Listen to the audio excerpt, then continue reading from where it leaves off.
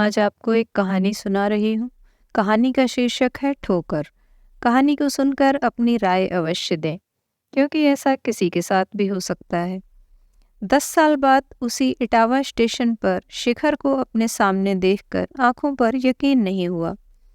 वो एकटक बस मुझे ही देखे जा रहा था और मैं समझ ही नहीं पा रही थी कि कैसे रिएक्ट करूं। इतने सालों से आज के दिन का इंतजार ही तो कर रही थी, और आज जब शिखर मेरी आंखों के सामने है तो मेरे मुंह पर तो जैसे ताला लग गया है।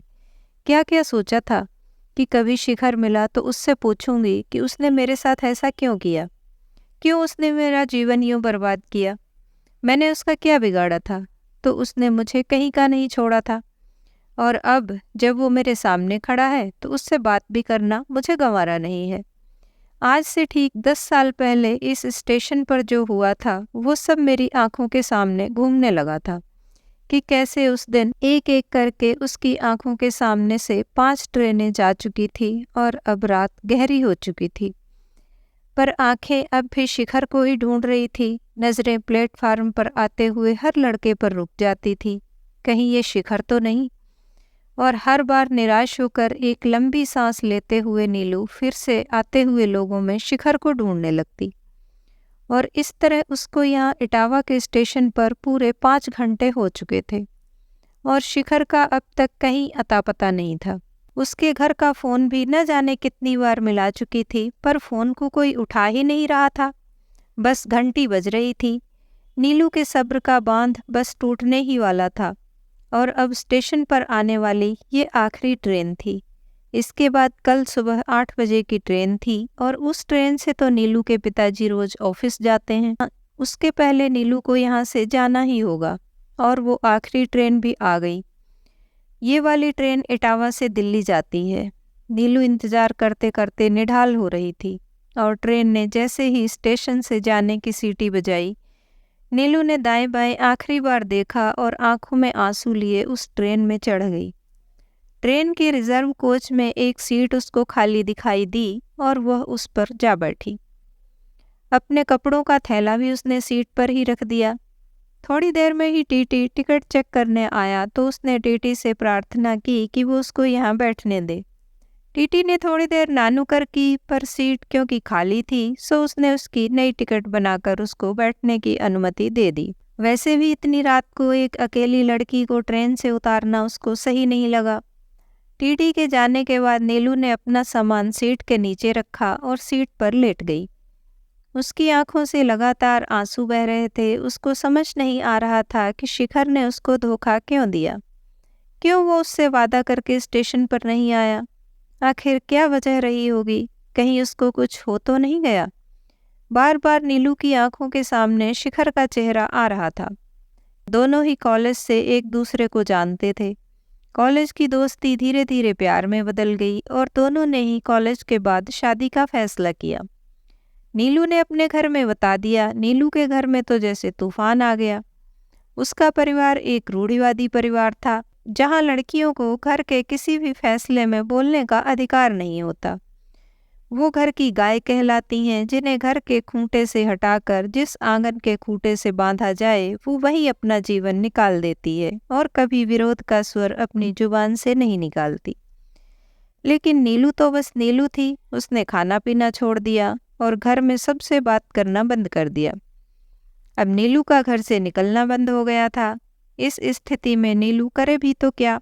शिखर ने एक चिट्ठी लिखकर किसी तरह नीलू के घर तक पहुंचा दी कि हम दोनों घर से भाग जाते हैं। नीलू ने भी उसके जवाब में उसकी हाँ में हाँ मिलाई और आज का दिन भागने के लिए निश्चित किया। दिए समय पर नीलू किसी तरह से घर से निकलने में कामयाब हो गई और स्टेशन पर पहुंच गई।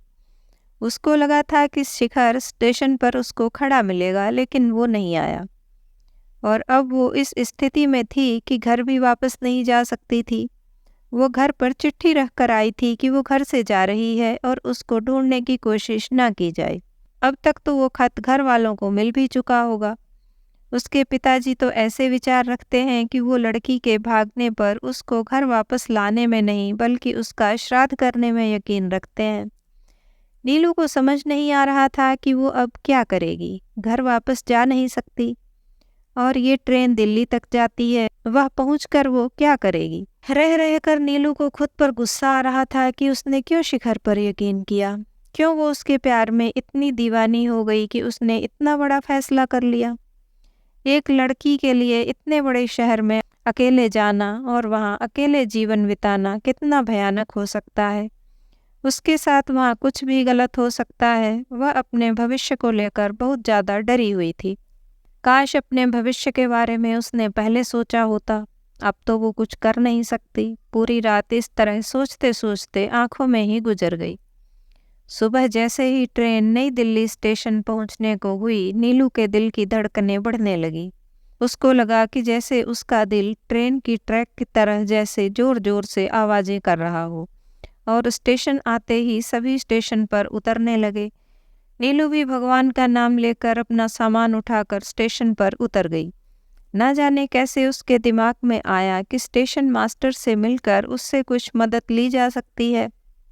वो सीधे स्टेशन मास्टर के कमरे की तरफ गई और दरवाजे पर दस्तक देकर अंदर आने की अनुमति मांगी।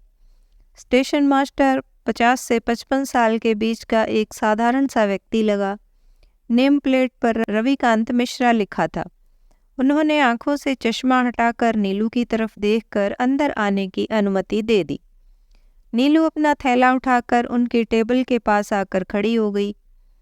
स्टेशन मास्टर साहब ने प्रश्नसूचक निगाहों से नीलू की तरफ देखा और पूछा कि क्या चाहिए बेटी। बेटी शब्द सुनते ही नीलू की आंखों से तो जैसे अश्रुधारा बह निकली। स्टेशन मास्टर साहब अचानक घबरा गए कि उन्होंने ऐसा क्या कह दिया कि ये लड़की रोने लगी। वो तुरंत अपनी सीट से उठे और टेबल पर रखे पानी के गिलास को उसकी ओर बढ़ाते हुए बोले, क्या हुआ बेटी, रो क्यों रही हो? ये लो पानी पियो और बैठ जाओ। उन्होंने अपने चपरासी को आवाज़ लगाकर कुर्सी लाने को कहा और नीलू को पानी पिलाकर कुर्सी पर बैठाया। जब वो पानी पीकर थोड़ी शांत हुई तो उन्होंने उससे पूछा कि बेटी क्या बात है, तुम रो क्यों रही हो और क्या तुम अकेले सफ़र कर रही हो? किसी ने कुछ कहा तो नहीं या तुम्हारे साथ कोई हादसा तो नहीं हुआ? उनके इतने सवालों पर नीलू ने अपनी बात को बताना शुरू किया। उसने कहा कि वो इटावा से आई है और एक अच्छे परिवार से है। अंग्रेजी में स्नातक तक की पढ़ाई की है और एक लड़के की वजह से घर से भाग आई है। स्टेशन पर इंतज़ार करने पर जब वो लड़का नहीं आया तो वो आखिरी ट्रेन पकड़कर दिल्ली आ गई और अब उसको समझ नहीं आ रहा कि वो कहाँ जाए। रविकांत जी ने उसकी बात ध्यान से सुनी और उसके बाद कहा कि वो उसको उसके घर भिजवाने का इंतजाम कर सकते हैं, घबराओ मत। परंतु नीलू घर जाने के लिए किसी भी तरह तैयार नहीं हुई। रविकांत जी ने उसको समझाने की बहुत कोशिश की परंतु नीलू नहीं मानी। एक लड़की अकेले कहाँ धक्के खाएगी, यह सोचकर अंत में रविकांत जी ने कहीं 1-2 फ़ोन लगाए और उसके रहने का इंतजाम एक गर्ल्स हॉस्टल में करवा दिया। साथ ही अपने दोस्त के पास फ़ोन करके उसके दफ्तर में टाइपिस्ट की नौकरी की बात करके कल दफ्तर में जाकर मिलने को कहा। नीलू ने रविकांत जी के पैर पकड़ लिए और रोने लगी। रविकांत जी ने उसको कंधों से पकड़कर उठाया और सर पे हाथ फेरा और कहा कि बेटी, मैं समझ सकता हूँ, मैं भी एक बेटी का बाप हूँ। एक बेटी अनजान शहर में अकेले कैसे रहेगी, यही सोचकर मैं परेशान हूँ और इसलिए मैं तुम्हें एक बार और कहता हूँ कि बेटी घर लौट जाओ। एक बाप पर इस वक्त क्या बीत रही होगी तुम नहीं समझ सकती। परंतु नीलू घर जाने को किसी भी तरह तैयार नहीं हुई। फिर रविकांत जी के समझाने के बाद नीलू इस बात पर तैयार हो गई कि वो अपने पिता को अपने सही सलामती के बारे में हर महीने खत लिखती रहेगी। रविकांत जी ने अपना विजिटिंग कार्ड नीलू को दिया और कहा कि कभी कोई दिक्कत हो तो वो उनसे संपर्क कर सकती है और वो हमेशा उसकी मदद करेंगे। हॉस्टल के गेट पर पहुंचकर नीलू ने अपना परिचय दिया और उसको वहां रहने की जगह मिल गई।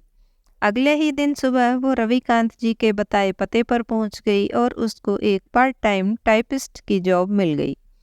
अब उसका कुछ दिन रहने का ठिकाना हो गया था, पर अब उसको एक किराए का छोटा घर तलाश करना था।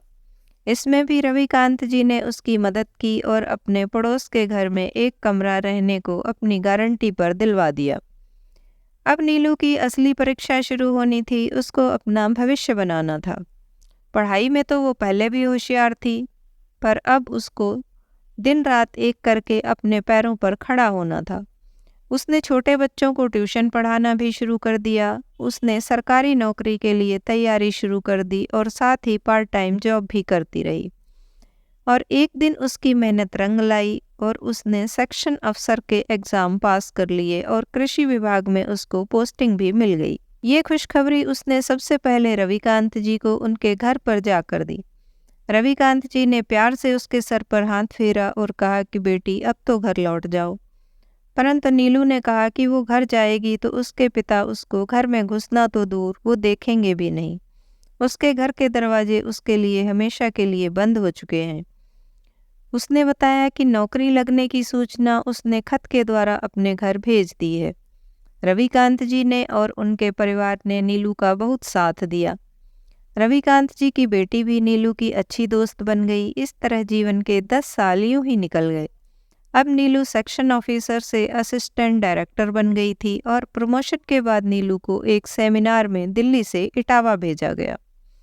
इटावा शहर उसका अपना शहर, यहाँ उसने अपने जीवन के 21 साल गुजारे थे। उसकी आंखों में पुरानी तस्वीरें घूमने लगी। सेमिनार एक सप्ताह का था जो सोमवार से शुरू होना था। वो शनिवार की शाम को ही इटावा पहुंच गई। पता नहीं क्यों उससे रुका ही नहीं गया। उसको लग रहा था कि किस्मत उसको खुद ही उसके शहर लेकर जा रही है। दिल्ली से इटावा की ट्रेन उसी स्टेशन पर पहुंची थी जहां उसने शिखर का घंटों इंतजार किया था। इन 10 सालों में स्टेशन में कुछ खास नहीं बदला था, लगभग पहले जैसा ही था। और फिर आज अचानक शिखर को स्टेशन पर अपने सामने खड़ा देखकर मैं चौंक गई थी। कितना बदला बदला सा लग रहा था वो। उम्र अभी 33 के करीब ही होगी, पर 40 से ऊपर लग रहा था वो। बेडौल शरीर और हाथ में एक बच्चे की उंगली पकड़े खड़ा था वो। स्टेशन पर किसी को लेने आया था या छोड़ने, पता नहीं। शिखर की हिम्मत नहीं हो रही थी कि वो खुद मुझसे आकर बात करे, और मैं उसको स्टेशन पर ऐसे ही खड़ा छोड़कर बाहर आ गई। स्टेशन से बाहर आकर टैक्सी ली और सबसे पहले सामान लेकर वो गेस्ट हाउस पहुंची जहां उनके विभाग ने उनके रहने का इंतजाम किया था। गेस्ट हाउस पहुंचकर उसने सबसे पहले नहाकर कपड़े बदले और ऑटो रिक्शा लेकर सीधे अपने मोहल्ले का पता देकर उसमें बैठ गई। रास्ते में उसने देखा कि इन 10 सालों में यहाँ तो बहुत कुछ बदल गया था। जहाँ छोटे छोटे घर थे उनकी जगह अब बड़ी बड़ी बिल्डिंग्स ने ले ली थी। अपार्टमेंट्स बन गए थे। बाजार में भी काफ़ी कुछ बदलाव आए थे। और लगभग 1 घंटे के बाद वो अपने घर से बस 200 मीटर की दूरी पर थी। उसने देखा कि उसका घर तो अब भी बिल्कुल वैसा ही था, वहाँ कुछ भी नहीं बदला था। उसको समझ नहीं आ रहा था कि वो यहाँ तक तो आ गई है, पर वो किस मुंह से घर का दरवाज़ा खुलवाएगी, क्या कहेगी। इतने साल तक वो कहाँ रही। फिर उसने सोचा कि वो घर से एक गलती करके भागी जरूर थी, पर इतने सालों में उसने कभी भी कोई गलत काम नहीं किया जिससे उसको शर्मिंदा होना पड़े। और वैसे भी उसने समय समय पर अपने घर पर खत भी भेजे हैं, जिससे उनको इतना तो पता है कि नीलू कहीं तो जिंदा है और उनको याद करती है। उसने माफ़ी भी कई बार मांगी है अपने खत के जरिए, और हिम्मत करके उसने अपने घर के दरवाजे की कुंडी बजा ही दी। कुछ ही पलों में दरवाज़ा खुला और एक 26-27 साल की शादीशुदा लड़की ने दरवाज़ा खोला। उसने नीलू को देखते ही जोर से सबको पुकारा, देखो कौन आया है। उसकी इतनी तेज आवाज़ सुनकर सभी दरवाजे की तरफ भाग कर आए और मुझे देखते ही सबके मुंह खुले के खुले रह गए। मेरी माँ तो चक्कर खाकर गिरने को ही थी कि मेरे पिताजी ने उनको संभाल लिया। कितने बूढ़े लग रहे थे मेरे माँ और पिताजी। सच में क्या इतने बूढ़े होने की उनकी उम्र थी भी, पता नहीं। उसका छोटा भाई जो उस वक्त स्कूल में पढ़ता था, आज एक 29-30 साल का मर्द हो गया था। और वो लड़की जिसने दरवाज़ा खोला था वो कोई और नहीं, नीलू की भाभी थी। नीलू बस गुमसुम खड़ी सबकी शक्लें देख रही थी और वो सब भी नहीं समझ पा रहे थे कि कैसे प्रतिक्रिया दें। उसके पिताजी जो कभी सालों तक नीलू से नाराज़ रहे होंगे, वो अपनी आंखों के सामने रोता हुआ देख रही थी, और माँ वो तो जैसे सुध-बुध खो बैठी थी। नीलू को उसकी भाभी खींचकर अंदर ले गई और सोफे पर बैठा दिया। नीलू बस एकटक सबको देखे जा रही थी और उसकी आंखों से आंसू बहे जा रहे थे। उसकी माँ को जैसे ही होश आया वो नीलू से लिपटकर बहुत रोई और उसके पिताजी भी जैसे अपने आंसुओं में अपना गुस्सा बहा चुके थे। वह भी नीलू को गले लगाकर बहुत देर तक यूं ही बैठे रहे। सबकी आंखों में ढेरों प्रश्न थे और फिर नीलू ने अपनी पूरी कहानी उनको सुना दी और साथ ही रविकांत जी के बारे में भी बताया, जिन्होंने उसको कभी पिता की कमी महसूस नहीं होने दी। नीलू को अपने सामने सही सलामत देखकर उसके माता पिता ने भगवान का शुक्रिया अदा किया और बहू को कहा कि नीलू के लिए कुछ चाय नाश्ते का इंतजाम करें। पर नीलू ने उन सबको वहीं बैठने को कहा। सबसे पहले नीलू ने अपने माँ और पिताजी से उस दिन बिन बताए घर से भाग जाने के लिए माफ़ी मांगी। उसके पिता ने उसके सर पर हाथ रखा और गले से लगा लिया। उसका छोटा भाई किशोर, जो बहुत देर से अपनी बारी का इंतज़ार कर रहा था, उसने दीदी के पैर छुए और दीदी से गले मिला। फिर उसने अपनी पत्नी सिम्मी का परिचय करवाया। सिम्मी ने भी नीलू के पैर छुए और आशीर्वाद लिया। अब किशोर ने बताना शुरू किया कि दीदी, जिस दिन आप घर पर एक चिट्ठी छोड़कर चली गई थी, तब हम सबसे पहले शिखर के ही घर गए थे और तुम्हारे बारे में पूछा था, परंतु उसने हम सबको बेइज्जत करके घर से निकाल दिया था और कहा था कि उसका आपसे कोई लेना देना नहीं है और आप झूठ बोलकर घर से किसी और लड़के के साथ भागी हो और उसको बिना वजह बदनाम कर रही हो। हम उस दिन ही समझ गए थे कि उसने आपको पागल बनाया था। हमने आपको खोजने की बहुत कोशिश की, लेकिन आपका कहीं कुछ पता नहीं चला।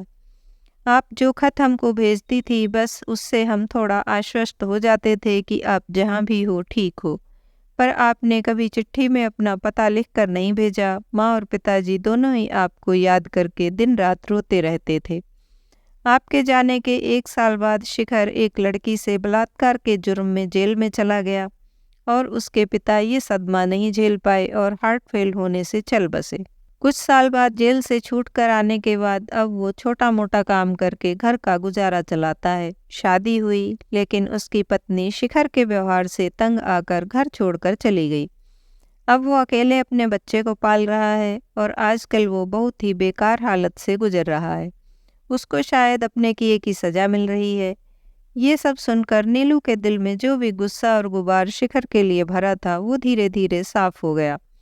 उसको भी लगा कि ईश्वर ने खुद ही शिखर को उसके किए की सज़ा दे दी है और अब शिखर से या किसी और से कोई शिकायत नहीं है। आज वह अपने पैरों पर खड़ी है। उसका परिवार जो उससे बिछड़ गया था, आज उसको वापस मिल गया था। उसके जीवन में 10 साल बाद ही सही, खुशियाँ लौट कर तो आ गई हैं। उसने ईश्वर का फिर से शुक्रिया अदा किया और अपनी भाभी को गले लगाकर कहा, अब चाय के साथ पकौड़े भी बना कर लाना, और सब एक साथ खिलखिला उठे। आज की कहानी आपको कैसी लगी? अच्छी लगी हो तो लाइक, कमेंट एंड शेयर कर दे। मैं आपसे फिर मिलती हूँ किसी अन्य कहानी या जानकारी के साथ। तब तक खुश रहें, खुशियाँ बांटें, अपनों का साथ और प्यार आपको हमेशा मिलता रहे।